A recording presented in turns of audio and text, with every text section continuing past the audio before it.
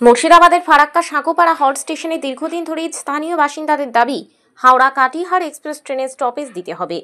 এই দাবিকে সামনে রেখে ফারাক্কা রেল প্যাসেঞ্জার অ্যাসোসিয়েশনের পক্ষ থেকে একাধিকবার রেল দপ্তরে স্মারকলিপি জমা দেওয়া হলেও কোনো পদক্ষেপ নেয়নি কর্তৃপক্ষ। এরই প্রতিবাদে মঙ্গলবার সকালে 63421 আজিমগঞ্জ ভাগলপুর লোকাল প্যাসেঞ্জার ট্রেনটি সাঁকোপাড়া স্টেশনে দাঁড় করিয়ে বিক্ষোভে সামিল হন এলাকাবাসী। দীর্ঘক্ষণ বিক্ষোভের জেরে ট্রেন চলাচল ব্যাহত হয়। পরে রেল কর্তৃপক্ষ ঘটনাস্থলে এসে বিক্ষোভকারীদের সঙ্গে কথা বলেন এবং অচিরেই হাওড়া কাটিহার এক্সপ্রেসের সাঁকোপাড়ায় স্টপেজ দেওয়ার আশ্বাস দেন। রেল কর্তৃপক্ষের আশ্বাস পাওয়ার পর ফারাক্কা প্যাসেঞ্জার অ্যাসোসিয়েশনের উদ্যোগে বিক্ষোভ প্রত্যাহার করা হয়। এলাকাবাসীর আশা বহু বছরের দাবিটি এবার বাস্তবায়িত হবে। রেল দপ্তর আমাদের সঙ্গে সহযোগিতা করবে, আমরা যেমন সহযোগিতা করলাম ওনাদের কাছে এই বার্তা আমাদের পৌঁছে যাক এবং রেল স্টপেজটা হয়েছে কাটিহার থামতো।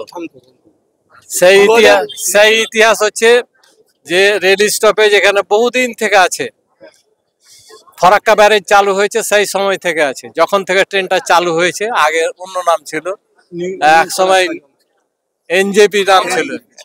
এনজেপি থেকে মালদা টাউন হলো, মালদা টাউন থেকে এখন আবার আরো দূরে যাচ্ছে। হ্যাঁ, তো এই বিভিন্ন ধাপে ধাপে ট্রেনের চেঞ্জ হয়েছে। 2021 সালের 19শে মার্চ থেকে বন্ধ হয়েছে। আমরা 25শে মার্চ এখানে প্রথম বিক্ষোভ সমাবেশ করি। বাজার কমিটি, এখানে যে অর্জুনপুর বাজার কমিটি আছে তার উদ্যোগে বিভিন্ন রাজনৈতিক দলের নেতৃবৃন্দ নিয়ে আমরা এই প্ল্যাটফর্মে প্রথম বিক্ষোভ করি। তার পর থেকে চিঠি চাপাটি ইত্যাদি করতে করতে আমরা গেছি, এমনকি জেনারেল ম্যানেজারের অফিস পর্যন্ত গিয়েছি।